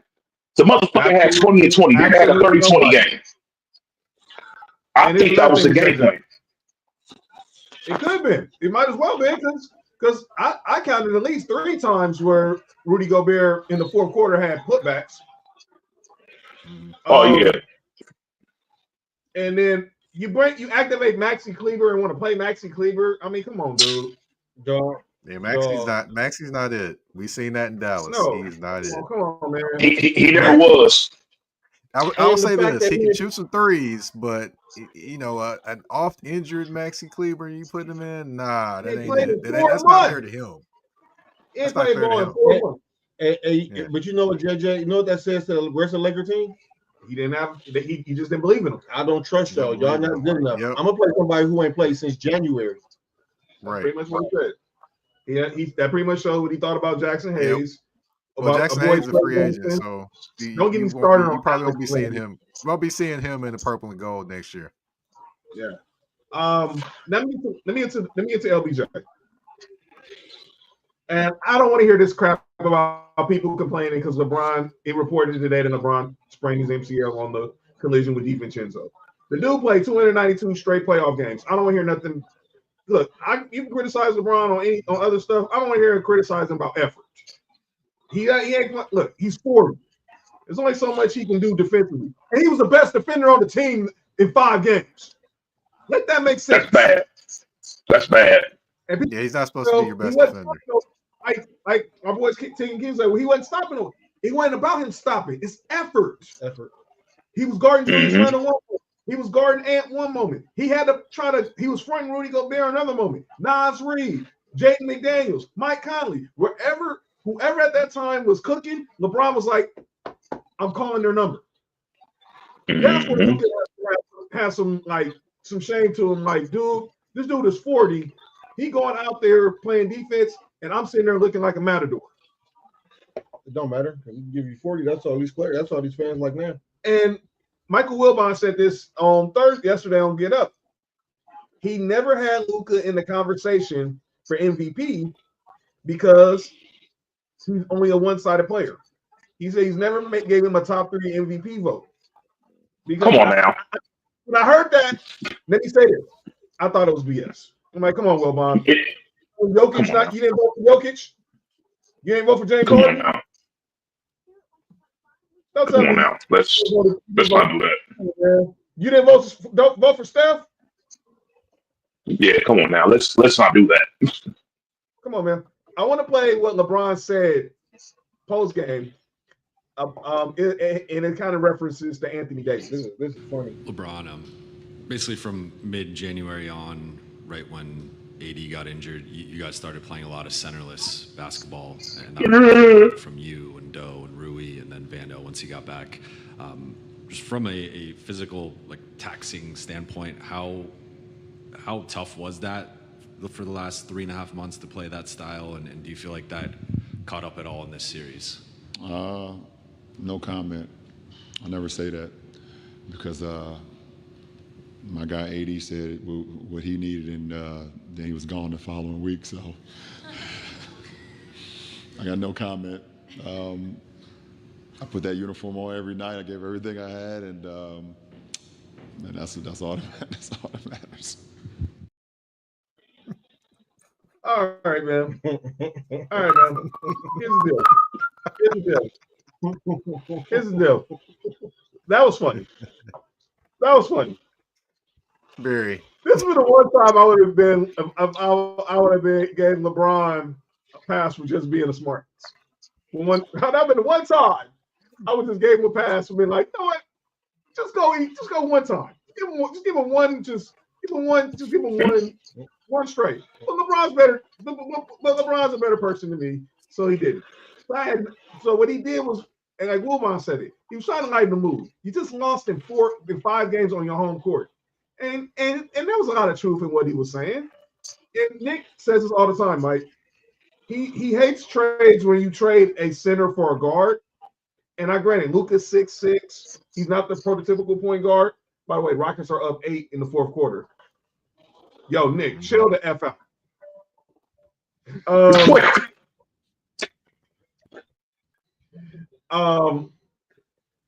I would have just said like that's a stupid question. What do you mean? Like, well, yeah, we didn't have no sun. Rudy pause. Oh my God. Y'all crazy. I knew Friday was when we walked. But anyway, Rudy said it. Like, they got pills for that. Yo, you good? Hey, you good? But Rudy said it. He pretty much said, like, look, I'm guarding. I'm like, we don't have no centers. I'm guarding the center. I'm 6 and I'm 6'8". That's just not a recipe for success. So I don't understand. If he was 6'9", it'll help. Would you say what? If he was 6'9", would it help? No. You good? No, yo, you good? Nick, that's a crazy question, dog. Yo, you good? All right. Speaking of JJ, so yesterday had the exit interviews, and this quote went viral. And I wonder who he was talking about. The work that's required in an off season to be in championship shape. And, you know, we have a ways to go as a roster. And certainly there are individuals that were in phenomenal shape. There's certainly other ones that could have been in better shape. That's where my mind goes immediately is you know, we have to get in championship shape. There were certain players who were in phenomenal shape and some who need to get in championship shape. I wonder who he was talking about. Dalton Connect. Somebody holler at me. If that does not motivate Nick, hold on, Nick. And you know something, dog.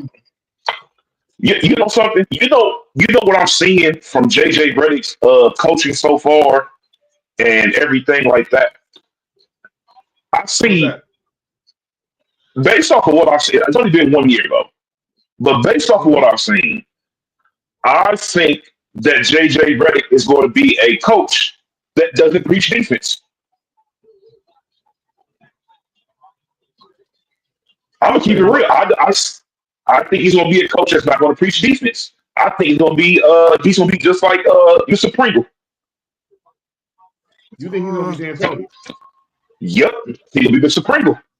He's not. He didn't play defense when he played, even in college. He's more. He himself has. I've seen him on podcasts before and other shows praise the way the offensive game is going. He's a 3-point shooter. He wants to see points on the board. He wants to see you score more than the other person. I think that's going to be his niche. I don't think he's going to preach defense as much as he preaches the other side of the ball. I don't think there's no balance with him. But I could be wrong. It's only been 1 year. What you think, Mike? John?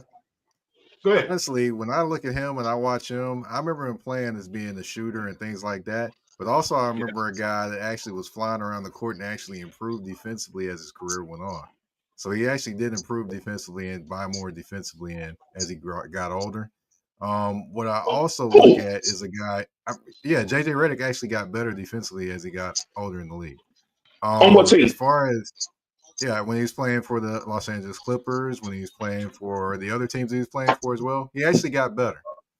Now I will say also in regards to JJ Redick, a lot of people were kind of pointing out. I've heard the talk of him being kind of in the vein of a Pat Riley in terms of his kind of demeanor, mentality. And I'm not saying he's there, but I see those kind of things that people talk about when they compare him to Pat Riley, especially in these interviews. I see them and I'm like, oh, so that's what they were talking about. So it would not surprise me if as he keeps going forward as a coach, that he continues to make statements to basically call people out without calling people out. Because Pat Riley did some of the same things. Nick, you seem to have disagree with Mike's take about JJ's defense. Obviously, being a Clipper fan,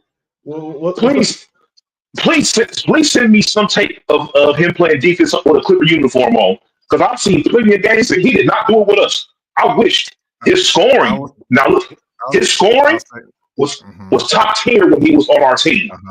And I think his scoring and the way he was able to space the floor with the defenders that we had worked very well. Now, I'm not saying that he didn't try to give enough effort, but the effort he gave, he might as well not get no effort. That's all I gotta say, because he was getting picked on a lot. I'll give you that, but also, the one thing I also point out is defensively is not only a one-on-one game, but it's also a positional game. So it wasn't necessarily that he was always, I give you that when you talk about he get picked on, things like that or whatever. But positionally, he definitely did give people a little bit of an issue more as he got older, as opposed to when he was younger and he got almost played out of the league because he was on one side of the ball playing well and on the other side playing terribly. Most notably when he was in Orlando, and he pretty much was almost out of the league. So that's where I would say actually Doc Rivers saved his career by bringing him to the Clippers, to be honest. Steph Curry saved his career. Oh wow! The league the league. Look, and I followed JJ Redick for a long time. I used to like JJ Redick's game, especially in 2K. I used to kill JJ Redick in 2K, but I like when the league starts switching more so to leaning on that 3-point shot, because he was always a good 3-point shooter, but the league wasn't pushing that 3-point shot the way they were. When they start pushing it, and he started hovering around that 48%, and he was like one of the best 3-point shooters in the league. And like you said, Doc Rivers did give him a chance. I will give him that, because his best years was with our uniform on, and he gave us some buckets. I'm not going to take that away from him, because offensively, what he did for us, he was a dog. But when it came to the other side, though, yeah. All right. Let me get to the Minnesota side of it. Let me get to the Minnesota side of it. Oh. They clearly are hungry. When we were on air, Mike, when the Karl Anthony Towns Julius Randle trade happened in real time, and we was wondering what was Minnesota thinking. Shit, me as well. I see now. But I did say that Julius Randle potentially could do well there and give them something they needed. But I was like one of the few people that ever said that. And I'm saying you and me both. As a younger player, you always saw glimpses of what he can be as a complimentary piece. I think he spent that that's year sabbatical in New Orleans with AD. Then he gets to deal with the Knicks, and obviously the Knicks try to make him to be the one, but he's not that. And by the way, we gotta talk about the Knicks, about Jalen Brunson being the greatest nigga all time. I'll say that for calling out names. Whoa! Oh, wait to call out names. But Julius Randle has brought something to Ant that he vibes with Ant, and that's that dog mentality. Nothing against Cat, but I know Julius Randle's a dog. Mike Conley is that cooler, being a veteran of that team. Jay McDaniels is a dog on defense. Nasri, dog. He fits better in Minnesota than he does with New York. And clearly, this Minnesota team is hungry. and they want to get their revenge, and they feel like they should have been in the finals last year. Now, I don't know if they get past. I think they can get past Houston, and if they do what they did against us, they can definitely get past Golden State. I don't know if they can get past OKC or the Clippers. I think we clearly know they can get past Denver. I don't know if they can get past OKC or the Clippers in the conference final. We haven't beat them this year. But yeah, they never seen playoff Kawhi either.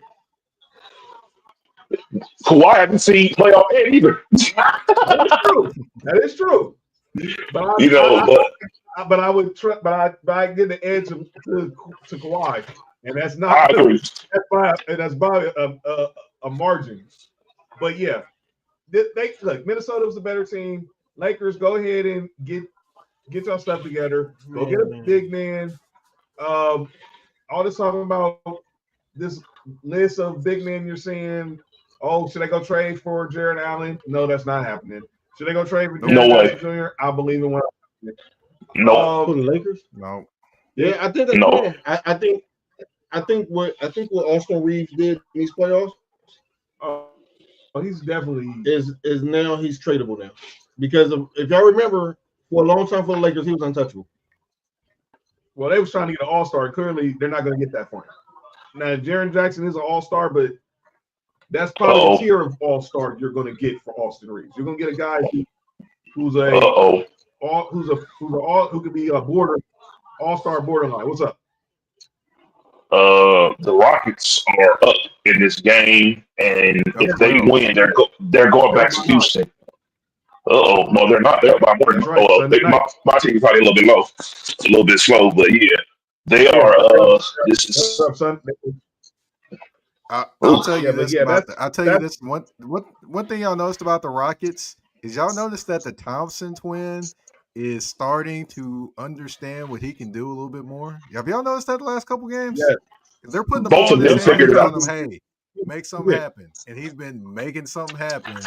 And I'm like this: if that young man learns what all he can do and kind of gets a little bit more of a jump shot, to me, you know what he looks like to me? He looks like a souped up younger version of Jimmy Butler.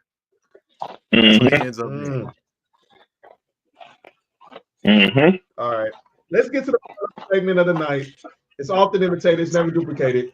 Some people say stuff in the sports world that need to be called out, and this is the place where we do it. Ladies and gentlemen, it is time for calling out names, and I will lead this segment off because I want to talk to all these Knicks fans.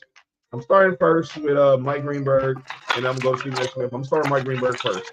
So they're talking about this morning with the Knicks, obviously clinching their spot in the second round against Boston. However, they're talking about, I think it was Jay Williams or Mike Greenberg, I think it was Jay Williams, though, that said they believe that Jalen Brunson might go down as the greatest Knick of all time. I'm sorry. Oh, God. Walt Frazier? Anthony? The greatest Knick of all time is Patrick Ewing. Bernard King is shaking his head. He's sitting right there watching the games. Exactly. Like, come on, man. No. Bernard King didn't play in the 80s? Exactly. Listen. Y'all naming everybody better than you say. Walt Frazier, Carmelo, Patrick Ewing, Earl the Pro Monroe, Bernard King. Oh man, what are you talking about? He can finish he'll be able to finish as a better Knick than Carmelo compared to the rest of this list.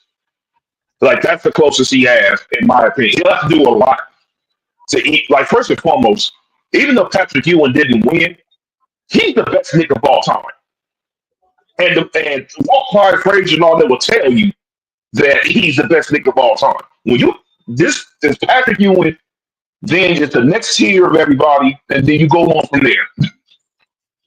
No, he has a long way before he reaches that realm. And I'll be honest with you, I don't know if he, no matter what he does, he'll have to win. He have to at least get to the finals to even get talked about. in the same conversation in them, in my opinion. Like, just get it there before the conversation even starts. I'll say this: I can put Patrick Ewing ahead of him for one other reason. Patrick Ewing didn't win the title, but he did go to the NBA Finals with the Knicks. Brunson has. That's what I'm saying. Yeah, he got to do something before that conversation starts. He ain't done nothing over there. He hadn't even been to the Eastern Conference Finals yet. Yeah, like, come on now, let's not do that. He hasn't done more for the Knicks than Carmelo has so far. All right, my next call on names is for a Sports4U call on names Hall of Famer, and that's Stephen A. Smith. So he did his Stephen A. list today. Top 5 clutch players still left in the playoffs. Clutch shooters still left in the playoffs. At number 5, he has Kawhi Leonard. At number 4, he has Jason Tatum. At number 3, he has Jamal Murray. At number 2, he has Steph Curry. Hold up. At number 1, he has Jalen Brunson, the reigning clutch player of the year. John, what's wrong with the list? You're taking Jalen Brunson. Jalen Brunson is more of a clutch shooter than Steph Curry. In this playoffs, yes. I would have Jason Tatum last on my list, and I have issues with Jason Tatum. I'm not taking Jason Tatum over Kawhi. I would take Kawhi over Jason Tatum. Y'all talking? Go ahead, Mark. Y'all talking about the same Jamal Murray that plays better in the playoffs? Is he more clutch? I'm moving Murray up on my list. No, I wouldn't take Kawhi. He more clutch than Jason Tatum. Yes. He's more clutch than Jason Tatum. Can I say one thing about Jason Tatum? And it drives me nuts every time watching him play. I've said this so many times. He plays basketball like he's on a gymnastic scale. A degree of difficulty shooting shots.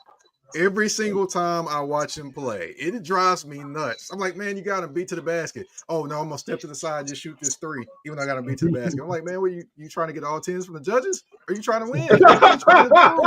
What are you trying to do? That's why I'm like, nah, I can't. He drives me nuts. He drives me absolutely. You got to tell Nick twice about Jason Tatum. He's been saying this for the last 3 years. No one just wouldn't listen. And need John, get your bias off the comments right now. What are you doing? He drives me nuts. I can't.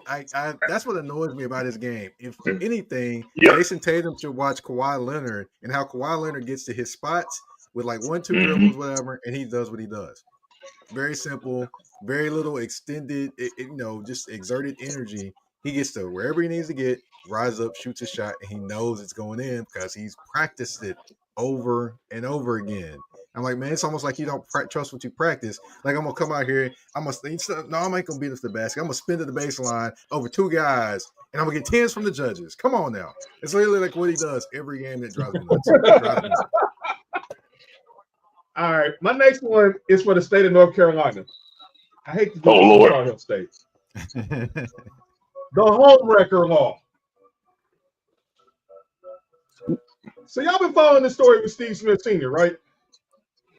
So Steve Smith, this man named Antonio Martinez, who's filed a lawsuit against Steve Smith Sr. for having an affair with his wife. Mm-hmm. And he filed it in the state of North Carolina under the home wrecker law because he ruined a happy home. This is a law that's elite, goes on in 7 states. The home wrecker law. It's in California too. It's in California. Mark is going. Go ahead. I have a couple questions. One, where does Steve Smith fuck that girl at? Baltimore. How was he suing? 2, can we prove that marriage was happy? Exactly. It wasn't happy. Let me get this straight. And 3, fam, she just got piped down by NFL players. Why are you suing niggas?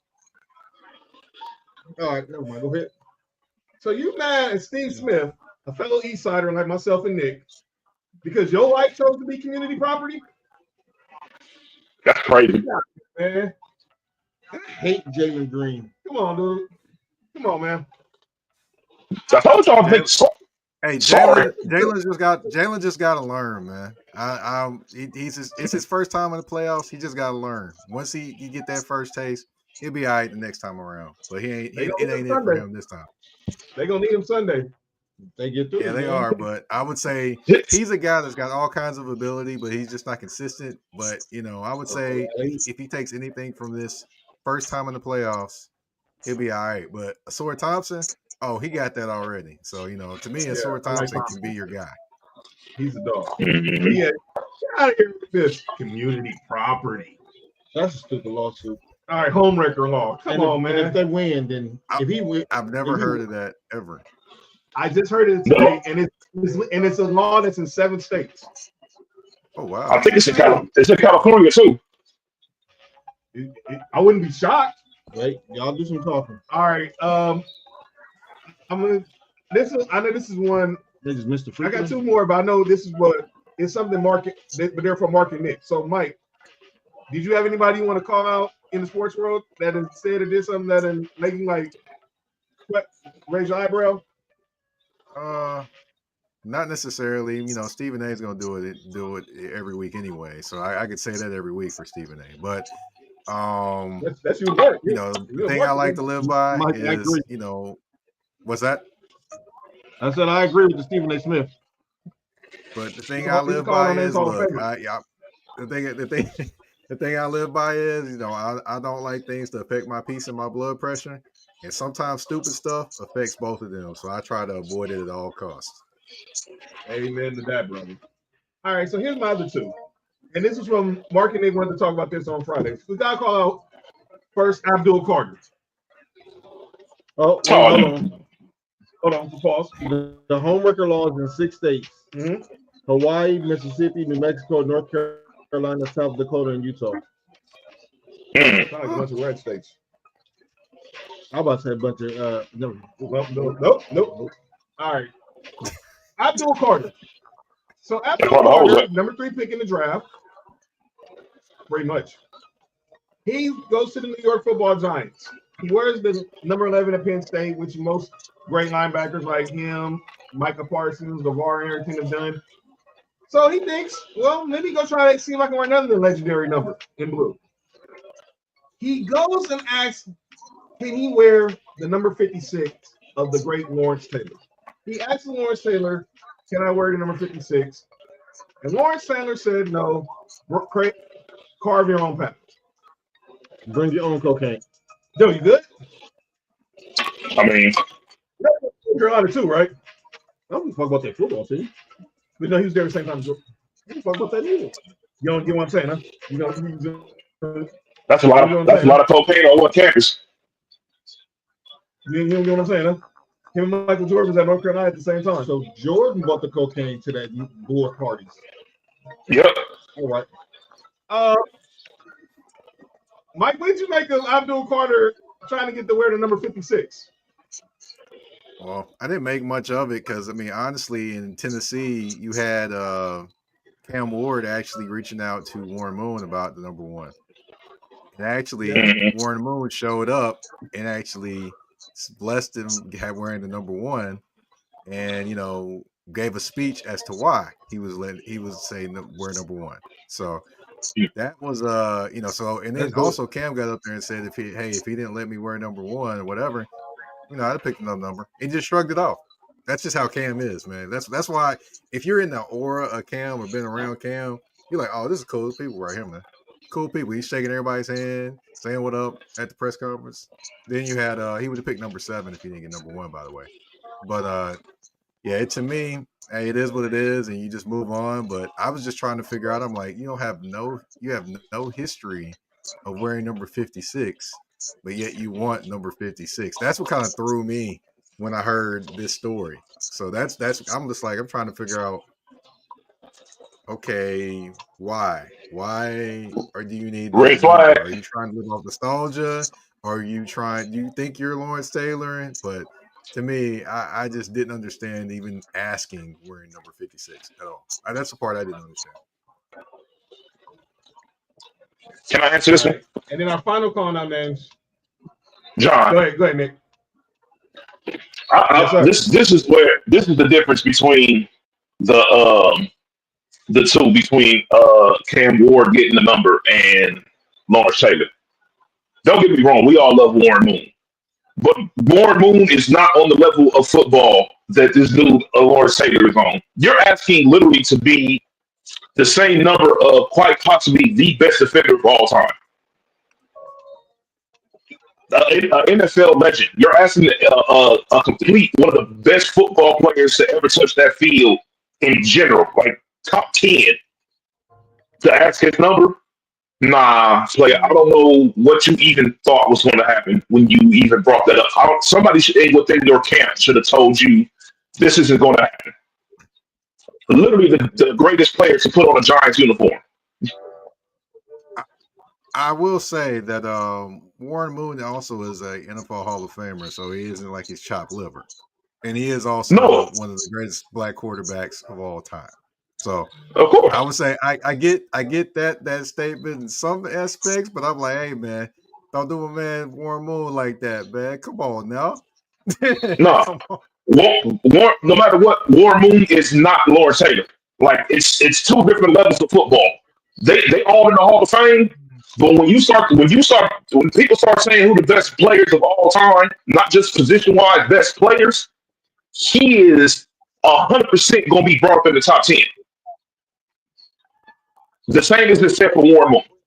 That's why I said that. And I'm a Warren Moon fan. For sure. But nah, that's crazy. So that's like going to the Patriots after number 12. Like, come on, dog. That's not going to happen. All right, here's our final one before we get up out of here. So our boy Tig, he hasn't him in the comments, but he's on call out names for this topic. And it's a good thing to have Mike here who covers the AFC South. So he got to see the greatness of J.J. Watt. So I'm gonna leave Mark and Nick to this topic and let y'all talk to the AFC South analysts about this debate we had in our group chat a few days ago. I'll start it. No, Nick, because you're way more passionate about this than I am. Mm-hmm. Go ahead.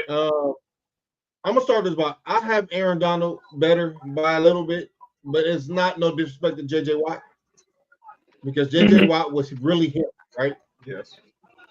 But the disrespect that Tig was trying to throw on J.J. Watt's name was way out of pocket, dog. Go ahead, Nick. All right, so look, here's the thing. Everybody knows that I am huge fans of both players.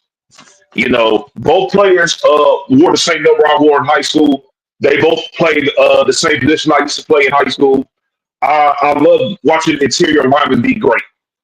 Now, I have J.J. Watt better because I feel as if the only thing that stopped J.J. Watt was injury. He wheeled his team on to another level that I've never seen before from a defensive player that's on the defensive line. Like outside of like a few players, like the Bruce Smiths and the Reggie Whites, like and the Warren Sacks, he's in that category of defensive linemen. And also Aaron Donald, that are complete game reps that I've seen throughout my years of playing, watching football. The fact that I saw J.J. Watt be the best player in the league and was voted best player in the league and that had a prime time rating is something crazy. I watched J.J. Watt get 20 sacks one year, get like about 12 the next year, go back to 20, get hurt for 2 straight years, come back, have 16, get hurt again, it came back and had 8, then had 12 this last year. Like, dog, within a 3-year span, the motherfucker had like about almost 60 sacks in 3 years. And, you know, Aaron Donald is right there in that same category. You know, complete game records. You know, the sack numbers he had off the set, their sack numbers are actually extremely similar. And Tig was like, basically, now listen to how crazy this sounds. He said that he never heard of offensives changing their scheme up because of J.J. Watt. I said, Tig, come on, dog. Exactly. I'm like, are you serious, dog? Like, no, we're not about to do that. We're not about to do that with JJ Watt. This is crazy. I've never heard nobody say that they didn't have to change their offensive blocking scheme, everything because of JJ Watt before. What that dude was a single hand game record. And as somebody that covered that division, I'm pretty sure you know that better than any of us. Am I right, Mike? Definitely. Oh yeah, you're correct. Because I mean, not only can JJ line up outside, but I remember one year they moved him around on that defensive line, would line him up inside some too. I mean, he was generally the guy. You knew on defense, if you want to stop that defense, you gotta stop that man right there. And I mean, of course, you had Jadeveon Clowney, you've had all these different guys. Even D'Amico Ryans actually played with JJ Watt. But you know, even with all of that, the straw that stirred the drink was JJ Watt. He was the guy that always, okay, if this defense is going to work, you got to stop. You got to get him loose. You got to draw a lot of attention. Of course, he's going to do that, even though he's still going to make plays with a lot of attention. You got Merciless that was out there playing for them. You had Davion Clowney. You had all these different players that were more effective when he was on the field as opposed to when he was off the field. That defense suffered big time. So, I mean, yeah, you can't just dismiss JJ Watt. I still would take Aaron Donald. Any man that trains with knives for real in the offseason, I'm going to take him before I take anybody else, especially with the production he put on the field. But, yeah, you just can't dismiss JJ Watt because, I mean, yeah, definitely injuries took a lot of his career away. Even playing through some injuries out there, you know, you wish you could take injuries off, but you can't necessarily take them off in the real world. You know? Kind of like you can't play you can't make the club in the tub. You can't take injuries off in the game either. So, you know, that's just how it is. But you know, it isn't like, you know, Aaron Donald is just, you know, blowing him out of the water. But I still would take Aaron Donald over JJ Watt. But just no, it ain't that far and away better. No. Yeah, that's what I'm saying. Like he made it seem like, I'm like, when he said it, I'm like, what do you mean he never heard nobody change offensive schemes because of JJ Watt? What? The only other defensive end in the last few years that I can look at that actually changed up a scheme of offense, Myles Garrett. Myles Garrett's the only other defensive end I can just think of off the top of my head that they just changed the whole defensive scheme for. You know, I will say this, you know, and I'm a 49ers fan. They did not change the scheme for Nick Bosa. They did not change any scheme for Nick Bosa. They have changed the scheme for JJ Watt and a Myles Garrett. And you know what's crazy?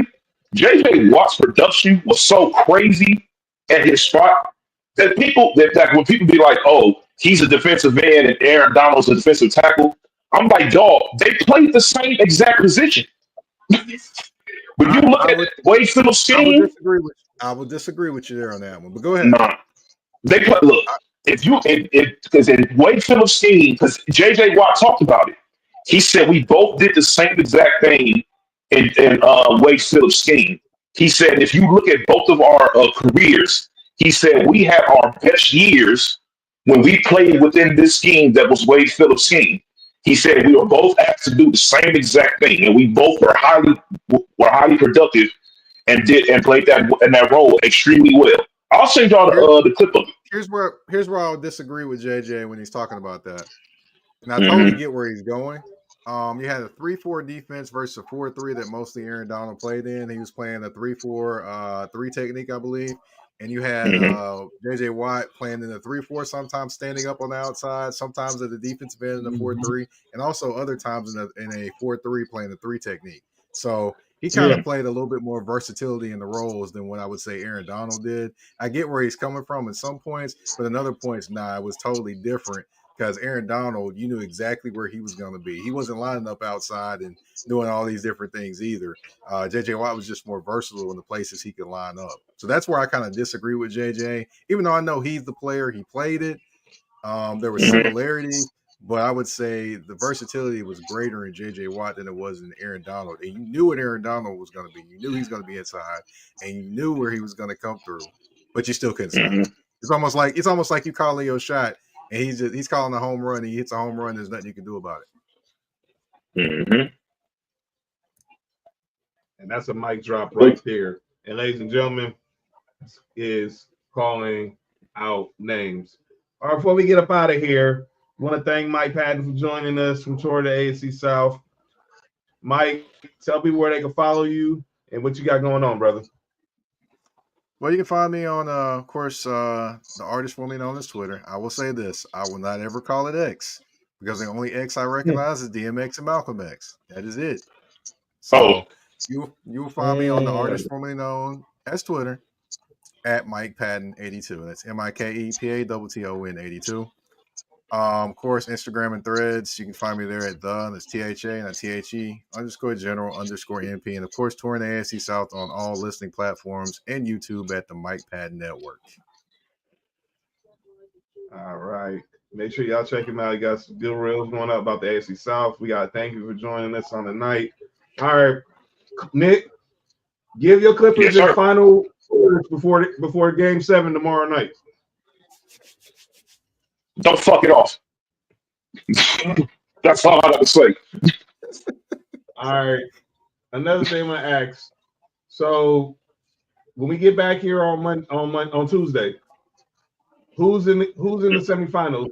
Clippers, Nuggets, Warriors, Rockets. Which two teams? I'll start with you. I think the Nuggets. I'll start with you, Dick. Go ahead. I think the Nuggets going to beat us.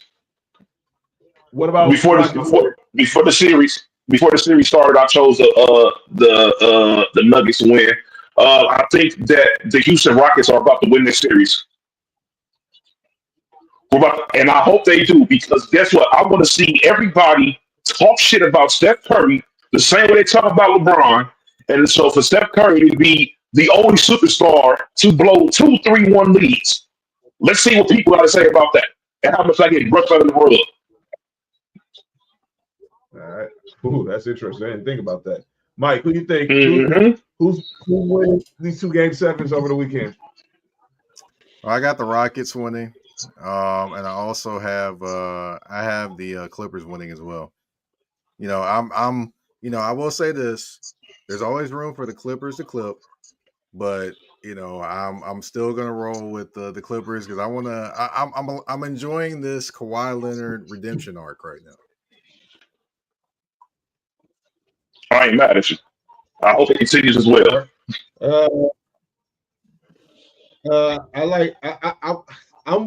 I'm with Mike. I want the Clippers to win because I want to keep watching Kawhi play. Personally, I think the Nuggets go pull a game out, and I got the Rockets winning. All right, I'm going Clippers. Maybe I'm just a fool, but I'm not betting.